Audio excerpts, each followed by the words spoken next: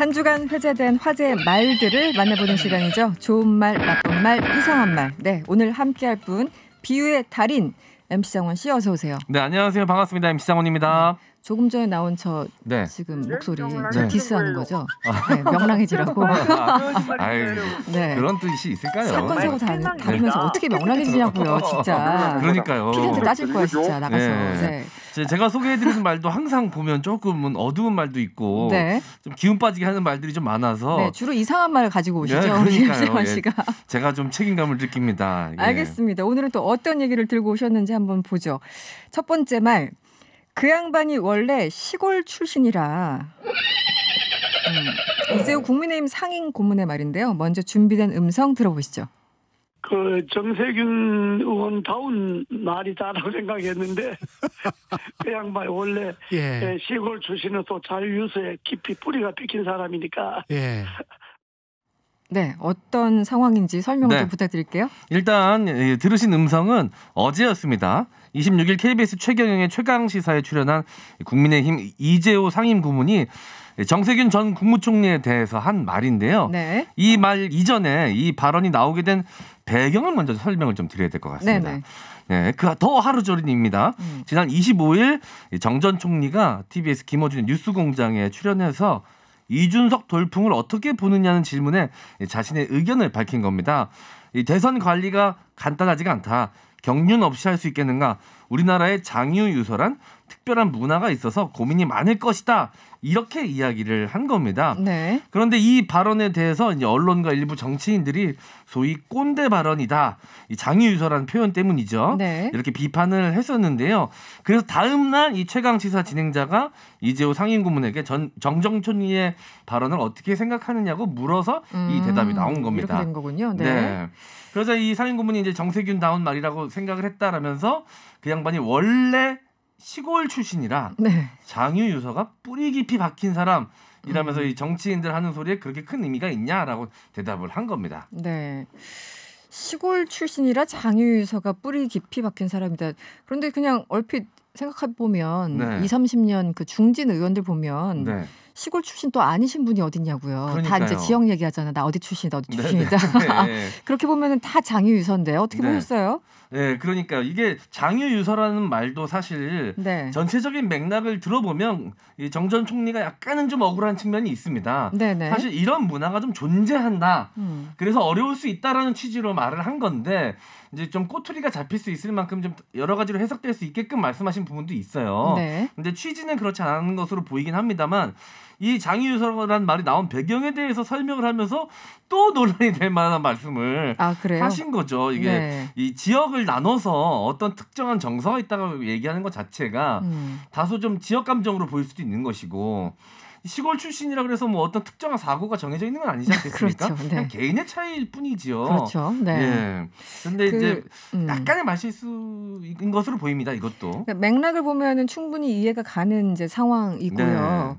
그래서 지금 정세균 전 총리는 억울하다는 입장인데 다음 날 나와가지고 약간 해명을 하긴 했었어요. 네, 맞습니다. 이 정 전 총리는 이준석 현상에 대해서 이제 긍정적으로 평가를 했는데 대선 관리를 하는 과정에서 국민의힘 입장에서 보면 보수 정당이고 해서 장유유서 같은 문화를 고려하면 고민도 있을 것이다라고 한마디 덧붙인 것이라면서 이 취지를 간과하고 특정 단어만을 부각해서 오해를 증폭시키는 상황이 허탈하기도 하다, 안타깝다 이렇게 해명을 하면서 또 이제 언론 개혁이 그래서 필요하다 또 이렇게 말씀을 하셔서 오히려 그 발언 때문에 또 문제가 커졌습니다. 그러네요. 그냥 딱 그 관계된 내용만 좀 하면 되는데 해명하는 과정에서 이 언론 개혁의 필요성에 대해서는 뭐 많은 분들이 공감하실 수 있지만 이 사안에다 갖다 붙인 게 조금은 좀 앞뒤가 크기 차이가 좀 맞지 않는다는 생각을 가지신 분들도 많이 계신 것 같습니다. 저도 갑자기 포털에 뭐 장유유서 뭐 정세균 전 총리 발언해가지고 크게 실수하셨나 해서 이제 그 부분을 다시 들어봤어요. 문맥이라는 게 중요하고 이게 다큐가 농담이 되기도 하고 농담이 다큐가 되기도 하잖아요. 그런데 전체 문맥을 들어보면 어느 정도 이해가 가는 그런 상황. 그래서 억울하셔가지고 이틀 내내 방송에 나오신 그런 상황이 됐습니다. 오히려 뭐 크게 또 비화된 사건은 아니어서 그냥 지나간 것 같아요. 지나간 것 같아요. 그래서 이제 앞으로 더 좀 조심하겠죠. 왜냐하면 이제 뭐 대권 분위기로 이제 넘어가고 있는 상황이고 하다 보니까 당 대표가 하는 말 한마디 한마디가 또 그렇죠. 이 관심의 또 중심에 설 수 있거든요. 네. 네, 알겠습니다. 두 번째 말로 넘어가 보죠. 머리도 내가 더 크다. 네, 더불어민주당 송영길 대표 얘긴데요. 네. 음성부터 들어보시죠. 윤석열은 8번 고시 떨어지고 9번째 합격했지만 송영길은 한 번에 붙으셨던 사람이에요. 변호사인 거 다 알고 계시죠? 내가 머리도 더 크고. 그렇죠. 저 이거 네. 제목 보고 너무 웃었는데 네. 어디서 했던 말입니까? 네, 송영길 더불어민주당 대표가 지난 25일 여의도에서 열린 이 집회 방문을 해서 한 말인데요. 이 송 대표는 여러분들이 검찰개혁, 언론개혁을 왜 빨리 안 하느냐라고 말씀하지만 하나하나 계획에 따라서 추진을 해나가고 있다라고 설명하면서 이 검찰개혁 같은 경우도 제가 다 준비를 하고 있다. 윤석열의 수많은 사건에 대한 파일을 차곡차곡 준비하고 있다라고 밝혔는데요. 네. 그러면서 이제 덧붙인 말로 네. 윤석열은 8번 고시 떨어지고 9번째 합격했는데 이 송영길은 한 번에 붙었다. 머리도 더 크다라고 이제 농담을 한 겁니다. 그렇죠. 예. 네. 예, 뒤에 이제 대통령은 적당히 되는 게 아니다라면서 윤 전 총장을 겨냥한 듯한 말을 덧붙이기도 했습니다. 송영길 대표가 가끔 이제 말실수로 언론에 오르내리는데 이거는 네. 말실수가 아니라 말 그대로 농담을 한 거죠. 네. 어떻게 들으셨어요? 네, 제가 이제 과거에 행사, 이제 지역 행사 같은 거 진행하기도 하고 이러면서 네. 행사 MC로 활동하면서 네. 몇 번 이제 뵌 적이 있어요. 아, 그러세요? 네. 근데 이 농담, 이 재밌는 사람에 대한 욕구가 좀 세십니다. 아, 약간 개그 욕심이 있으신 건가요? 있으세요. 의외인데요. 네. 근데 타율이 제가 봤을 때 높진 않으세요. 이게 개그 욕심이 크다고 다 성공하시는 건 아니거든요. 그렇죠. 지금 우리 신유진 변호사 지금 개그맨 안 돼가지고 변호사 한 거잖아요. 그러니까요. 또 각자의 길이 있는 건데.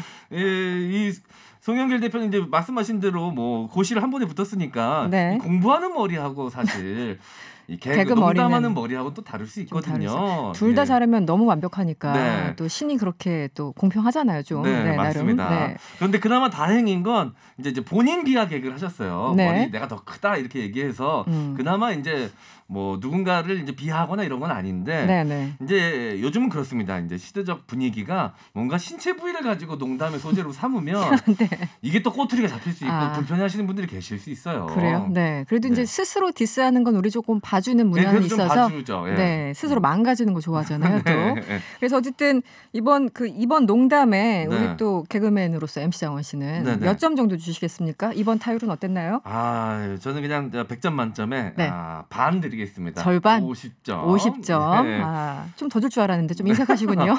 아니 예전에 몇 번 시도했다가 실패하신 모습이 제 머릿속에 많이 남아있어가지고 네. 좀 더 노력하시라는 의미에서. 네. 그런데 이건 농담으로 마무리를 하긴 하셨지만 약간은 이제 윤석열 전 총장을 향한 이제 위협 사격 정도 되는 것 같습니다. 그러네요. 이제. 파일을 차곡차곡 준비하고 있다고 하면 듣는 네. 사람 입장에서 기분은 엄청나게 나쁘죠. 네. 네. 그러니까 이제 공포탄을 한번 쏘신 것 같아요. 예. 네, 공포탄으로 이해를 하고 일단 넘어가도록 하겠습니다. 마지막 말이네요. 대화할 사람이 필요했어요. 이거 좀 뭔가 외로워 보이기도 하고 이상해 보이기도 하는데 네. 112 허위 신고자 말이라고요. 이번에는 또 어떤 내용인가요? 네, 이 제주경찰청은 5개월간 3,200차례 넘게 112 상황실에 전화를 해서 이 폭언을 한 혐의로 50대 A씨를 구속을 했습니다. 와, 5개월간이면은 지금 한 달에 600번 이상. 그렇죠. 와, 대단한데요. 예. 네. 이 A씨는 법적 조치를 하겠다는 이 경찰관들의 일단 경고에도 불구하고 나 잡아가면 1계급 특진이다. 입 닫아 이 땡땡땡아 네. 땡땡을 빼서 구워 먹는다 등의 이 막말과 욕설을 한 겁니다. 예, 경찰 조사에서 대화할 사람이 필요했다라고 진술을 한 걸로 알려졌는데요. 네. A씨는 지난 2019년에도 무려 5,000차례에 걸쳐서 112에 전화를 걸어서 폭언과 욕설을 한 혐의로 구속돼서 이미 징역 10개월을 선고받고 복역을 했었다고 합니다. 아, 그래요? 예, 그러니까 이 전례가 있는 상황인데 또 이런 일을 저지른 것이죠.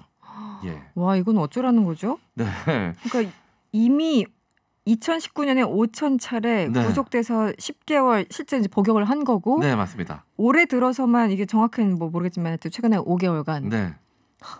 이거를 근데 욕설을 했다며 대화를 한 것도 아니고 욕설을 한 거잖아요. 본인은 네. 이제 해명을 하면서 대화할 사람이 필요했었다라고 이제 변명을 한 것 같은데 네. 대화할 사람이 없었던 게 아니라 대화하는 법 자체를 모르시는 분인 것 같아요. 그러네요. 이게 만약에 그냥 뭔가 진짜 대화의 상대가 필요해서 너무 외로워서 뭔가 이렇게 자꾸 이제 질문을 하면서 시간을 끌었다면 좀 치근한 측면도 좀 있잖아요. 그렇죠. 네네. 진짜로 이분이 뭔가 좀 문제가 있으신가, 뭐 불편한 부분이 있으신가라고 오히려 생각해볼 수도 있을 텐데 그런 게 아니라 전화를 걸어서 다짜고짜 욕설을 하고 네. 경찰관을 상대로 이 엄연한 공무집행 방해거든요. 이게 왜냐하면 112가 뭐 다들 아시겠지만 그러니까요. 다른 데도 아니고 위급한 상황에 처해 있는 국민의 안전과 생명을 지키기 위해서 위급한 상황에만 꼭 전화를 해야 되는 곳인데. 네, 전화를 해야 되는 곳인데 이렇게 본인을 하면 다른 사람이 그러니까요. 다른 통화가 안 될 수도 있는 거잖아요. 그러니까요. 네, 본인 화 풀겠다고 어떤 이유인지 정확하게 알 수는 없지만 본인 화 풀겠다고 이렇게 전화해서 막말을 하셨다라는 것 자체가 당연히 처벌을 받아야 되는 측면인 것 같습니다.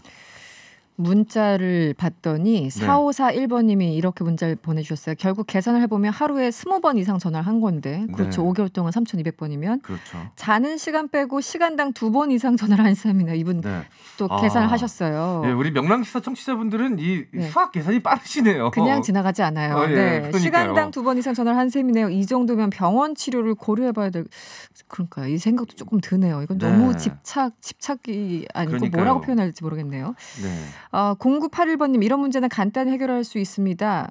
한 통당 5만 원씩 과태료를 물리는 거 만납시다.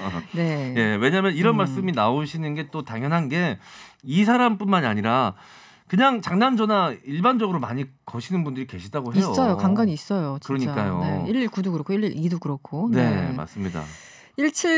1750번님은 이런 분들은 강제로 콜센터에서 상담 전화를 받게 해야 됩니다. 그러니까 그 당하는 기분이 어떤 건지 한번 당신도 당해보세요. 거의 뭐 이런 느낌이죠. 네. 뭐 112나 119뿐만이 아니라 그냥 콜센터에서 일하시는 분들도 스트레스 지수가 상당하거든요. 그렇죠. 감정 노동 하시는 분들 그러니까요. 굉장하죠. 예. 네. 화장실도 마음대로 못 가시는 경우도 많고 말도 안 되는 또 민원 넣으시는 분들도 많아서 근데 그분들한테 또 맞대응을 할 수가 없잖아요. 계속 설명을 이제 그렇죠. 톤을 높이지 않고 잘 설명을 해드려야 되니까 그 과정에서 오는 스트레스가 상당하신 걸로 알고 있는데 이렇게 욕설까지 하고 막말까지 하면 그분들 스트레스가 얼마나 심할지 좀 본인이 이제 이분이 이런 얘기를 했다고 했죠. 나 잡아가면 1계급 특진이다 이렇게 얘기를 했다고 하니까 우리 후루룩 까꿍님이 문자 주셨는데 본인이 원하는 대로 얼른 잡아가서 승진합시다 이렇게 문자 주셨고 그 밑이 더 중요해요.